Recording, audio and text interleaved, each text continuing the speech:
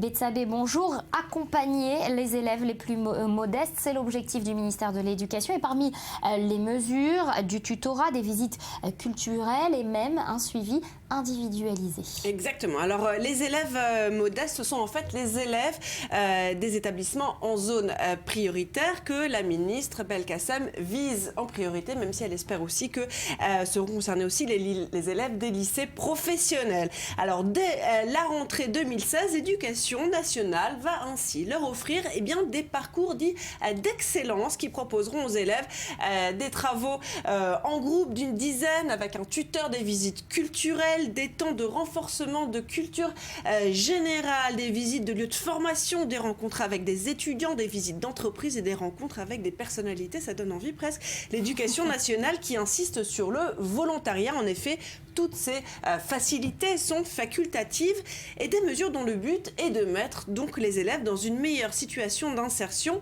post-baccalauréat.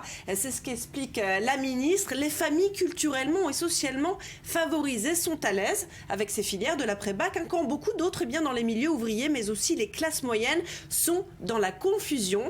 Des parcours d'excellence donc pour que l'accès à l'élite ne soit plus la chasse gardée des milieux privilégiés. Il n'y avait pas eu le même type d'opération en 2008 En 2008, les cordées de la réussite qui étaient censées promouvoir l'égalité des chances des lycéens dans l'accès toujours aux études supérieures, un programme qui visait principalement les élèves boursiers.